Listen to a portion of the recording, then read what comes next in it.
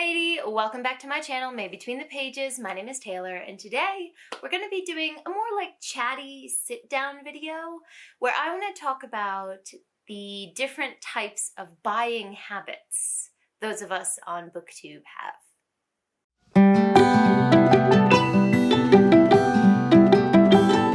Now, let me get this out of the way in the very beginning of this video and say that consumerism is definitely a repeat conversation we have on BookTube every year. It pops up on Book Twitter, it pops up on BookTube, it pops up everywhere. So this is a reoccurring theme that we do have. But this is not necessarily a video engaging with that consumerism conversation. We may touch on parts of it during this video, but the main point of this is to just talk about what we prioritize as book collectors, or even if we consider ourselves book collectors.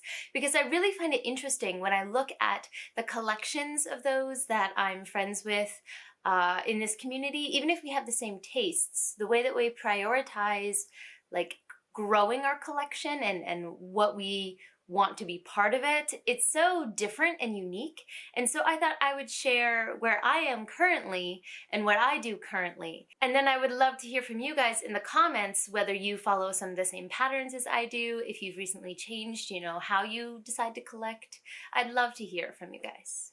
Now, I am by no means a minimalist, but I do abhor the idea of waste. So for me personally, when I am thinking about what books to buy, where to put my money, and what to add to my collection, I really abhor the idea of spending my money on something and not wanting to keep that in the future. And I think a lot of this comes to my perfectionist mentality that I have with almost everything. I hate the idea of wasting time and effort on something that's not going to pull through. So I'm a planner. I like to decide things ahead of time, and I think that personality really comes through when I'm deciding what to spend my money on. So because of this desire to not have much waste at all, I tend to not buy books that I haven't read. Of course, I do get caught up in the hype. I'm not perfect. I do buy books that I haven't read and end up disliking and unhauling later. I actually have a pile of books over there that I need to get rid of. But what's interesting in Japan is there's not a lot of a big market for that. So I think I'm just gonna I don't know, maybe give them to a charity shop and just leave it at that. Maybe I could ask a couple people who are English speakers here, if they're interested in those. But I think, in my world that I live in, there's no selling those books. There's not a market for these books whatsoever because most people don't speak English anyway. So it's interesting because if I were to purchase something and want to get rid of it, I'm just giving it away at that point. Because if I'm going to sell it to someone, I'm going to have to pay for shipping to another country, or at least to another area of the country. So it's just giving away at that point. So, a lot of people do that thing where they have a local store where they can get credit for trading books. I can't do that. So combining that with my perfectionist attitude, I have a really hard time just purchasing a book without knowing I'm gonna love it. But there are obviously exceptions to this. So recently I actually just bought Daughter of the Moon Goddess. It's actually up on my shelf up here because I've heard so many people that I have similar, tastes to love on this book and just adore it. And I'm like, okay, well this special edition is only available from Waterstones for this amount of time. So if I'm gonna get it, I gotta get it now. So I did purchase this book, the special edition, which you can't get anymore, but I'm just really hoping I like it. So, but even if I don't like it, it's so beautiful I might keep it anyway. So this is the thing. This is a really rambly video, I'm sorry, but this is what happens in my head, when I'm deciding, whether to buy something or not. So yeah, I fully admit as well that I place way too much stock in special editions. I'm such a sucker for them. I don't have to care about them that much, especially if I own another edition of that book. But I don't know, I'm a visual creature. If it's pretty, I want it. So to kind of bring that rambly aspect down a bit, what I'm saying is I try not to purchase books I haven't read, but I will make exceptions if it's a one-time purchase. chance, a special edition of sorts. Or as someone who is an epic fantasy reader, a lot of epic fantasy like hardbacks are impossible to find, especially if they become popular. I don't know when this started happening, but like hardback releases will come out for just a very short amount of time, and then if you don't purchase it, they're sold for a premium on other resale websites. So for me, if it's something that I really think I'm going to enjoy, I will spend the money to get a hardback. Shadow of the Gods over here actually was one of the books that I decided to do that for, because I saw so many people loving on that book and I was like, there's no way I'm not going to love this. And so I spent the money on like the hardback before it went out of print, that type of thing. But usually I really do try to limit my purchasing in that regard. And that means that I also don't usually go for paperbacks. Now, obviously, clearly, I do have paperbacks behind me. A lot of these are actually self-pub books that I want to support, or books that are only available in paperback and I want to support that author. But if I have the choice, I'm going to go for hardback, for sure. Something else that I am incredibly lucky to have access to is that I have a US library card that allows me to use Libby. So before I moved to the US, I made sure I went to my library and I updated my card, make sure everything was in order before I left so that I could have access to that service. And truly, Libby and Scribd, those are the two services that allow me to have the buying habits that I do have, or allow me in general to have the access to books that I do have, because I don't have access to brick and mortar stores here. It's not a thing.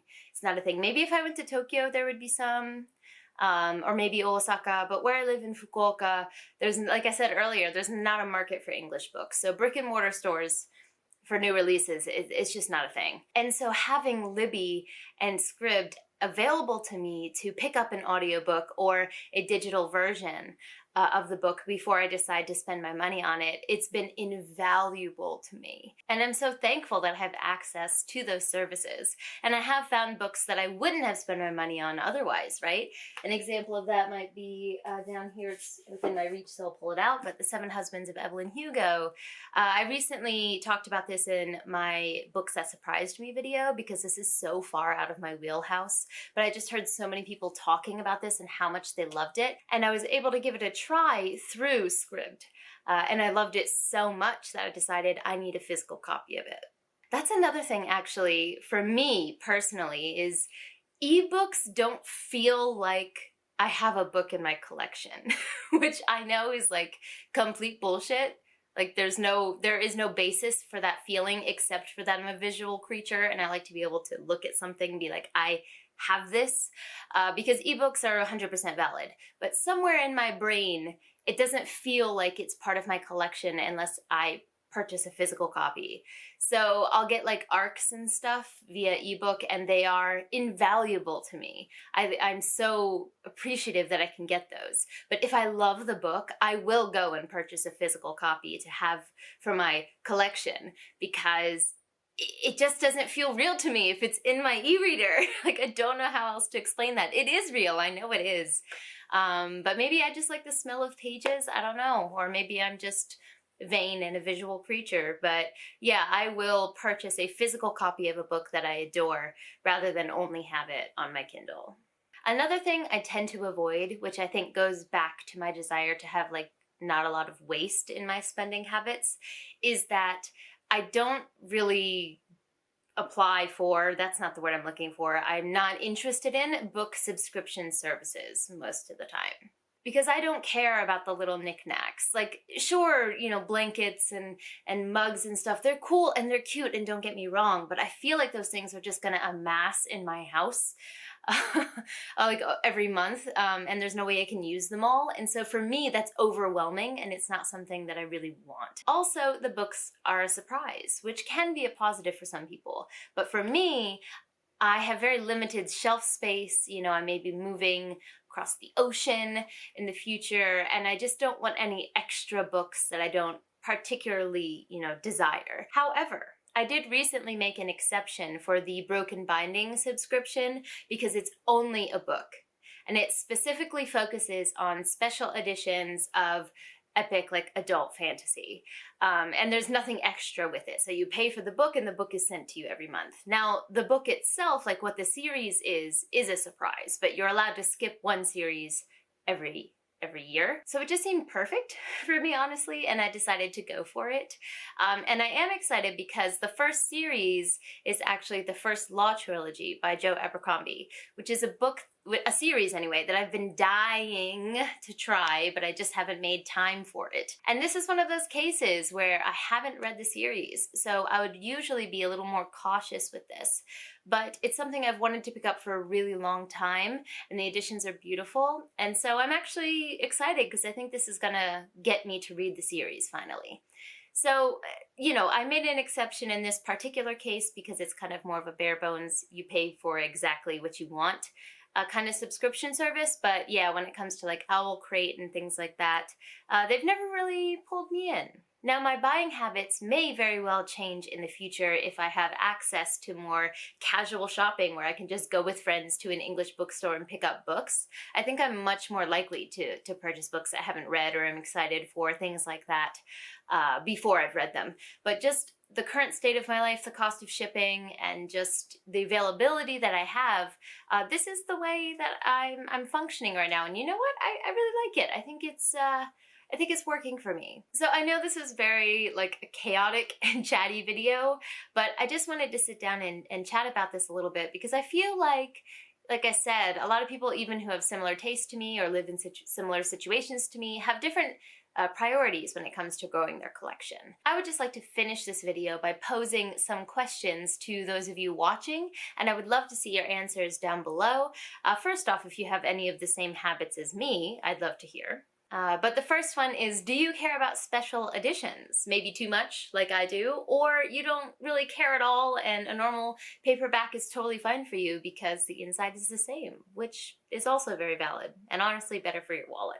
What do you think about book boxes? Are you into them? Do you love like the little collectibles that come with it? Because I can see that, you know, that the collectible nature of those things can also be a big pull for people. So yeah, I'd just like to hear, what are your thoughts on like book subscription boxes? Do you prefer ebooks and growing your collection that way? Because honestly, you know, when it comes to ARCs or even getting self-pub books from people that you'd like to read in the future, there's a lot of benefits, you know, even for the environment, for being able to travel easier, you know, to having a mostly ebook collection. So I really see the logic in that. And I would be interested to see if there are some people who watch this video who have started to shift their collection more in that direction.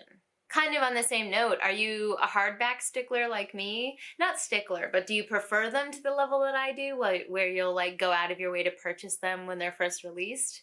I'm really interested to hear about that as well. I'm also interested if other genres have this trend that adult fantasy, or I think YA fantasy as well, seems to have, where the hardbacks are for this very limited amount of time and then sold for a premium after, even if it's not a special edition, just the hardback edition.